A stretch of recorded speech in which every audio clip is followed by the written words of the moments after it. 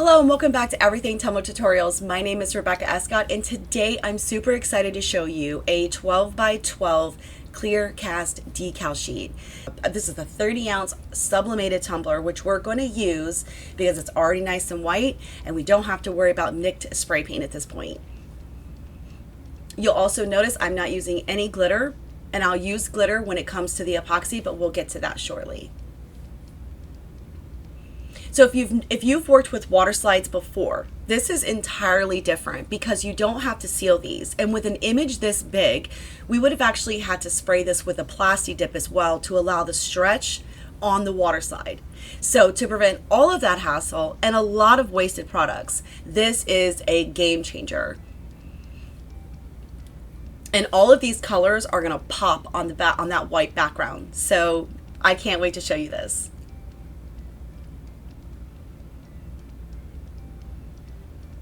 I am, as you notice, trying to stay up and away from the bottom of that rim. I end up cutting it with the Wicked Shimmer tool anyways.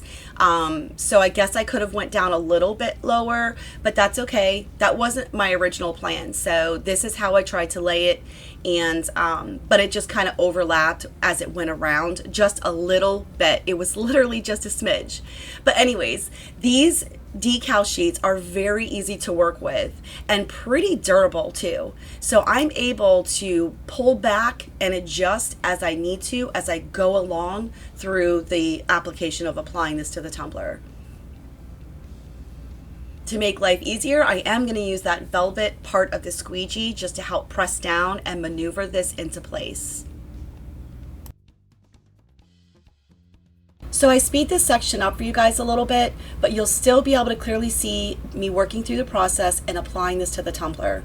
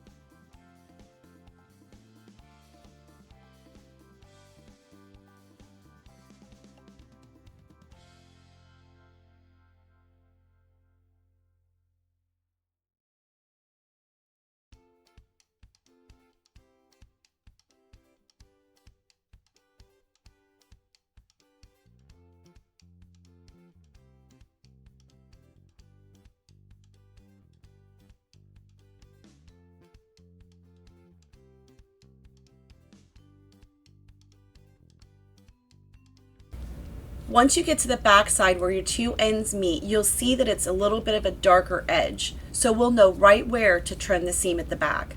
So here's that little teeny tiny overlap. But we're going to go ahead and use the Wicked Shimmer tool and just trim that bottom off entirely. And it's literally like a fraction of an inch, so we're not taking off that much. I really hope you guys are enjoying this video, and if so, please hit that like button and don't forget to subscribe to my channel for more tutorials coming soon. Also, make sure you click the bell for my notifications.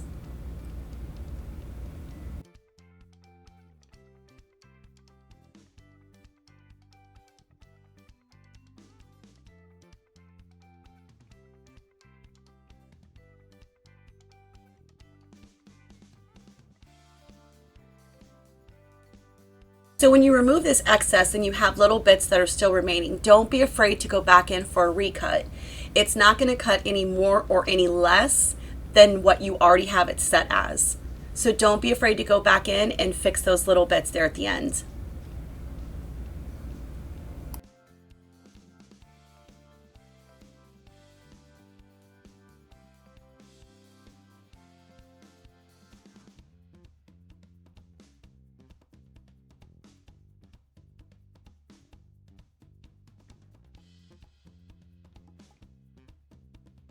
So now it's time to trim the rim. I show this on purpose in regular speed so that you guys can see just how important it is to have a sharp X-Acto knife. I speak about this all the time because if it's sharp, it cuts right through. So you can see that I struggled a little bit, but I wanted you to see this exact situation that I'm in. But not to worry, I didn't have terrible jagged edges at the rim or anything like that. That was all nice and taken care of and smoothed out. Plus you can sand that down after a coat or two of epoxy. But just make sure you have a nice sharp tool. So moving on, so we're going to go ahead now, and I like to take my fingernail and just go right down this back side where the two seams meet. It gives me a very nice sharp line in which I can use to go ahead and use my X-Acto knife to trim off this excess vinyl.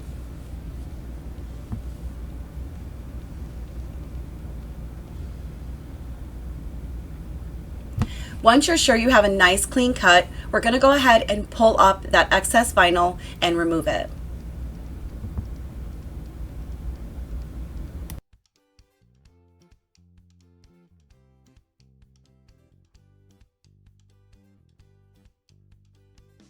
So once that excess vinyl is removed, we're going to go back through and look over the entire tumbler, making sure that we don't have any air pockets. If we have any air pockets, we're going to go ahead and use our weeding pen, pop those out, rub them out, smooth everything out, and then get it ready for epoxy. So remember, once this is completed, your tumbler is now epoxy ready and does not need to be sealed. For the first coat of epoxy, I'm going to be using Glorious, which is an epoxy glitter additive from AB Designs. I'm going to be using Counterculture DIY's Fast Set for this very first coat of epoxy. In about 3 to 4 hours, we can move on to the next step. Now that our tumbler's ready, we're going to go ahead and tape off the bottom. This is going to protect the vinyl and just to make sure we have a nice sharp line between the glitter and our vinyl. So two things, you can Mod Podge this and glitter it if you so choose, but I'm going to go ahead and protect the entire tumbler because I like the spray paint glitter wet method. So I'm going to go ahead and protect the entire tumbler, take this outside, spray paint it, and come back in and glitter.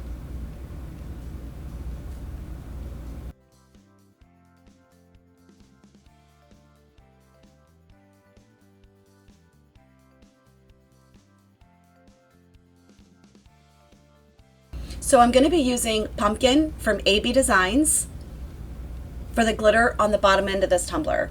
Now I was going to paint this orange, but I ran out of the orange from Rust-Oleum, so I did use coral, which was fine. It all worked out perfectly. You really want to use the closest spray paint, closest matching the glitter color of your choice.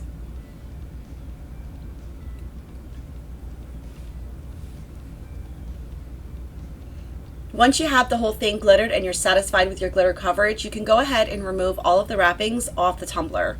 We're going to allow this to dry for at least 20 to 30 minutes. Then we're going to seal it with clear seal from Rust-Oleum, let that dry before moving into the coat of epoxy. Sealing this glitter is really going to help it prevent it from traveling up the tumbler, which is what we don't want to happen.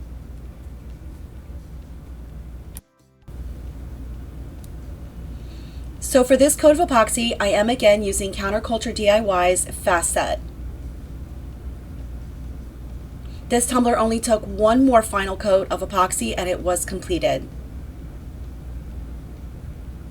Remember, with all coats of epoxy, make sure you use your heat torch to pop any bubbles that you may or may not be able to see. I want to thank you so much for watching, and be sure to find us on Facebook at Everything Tumbler Tutorials for continued learning. All links will be in the description for you below.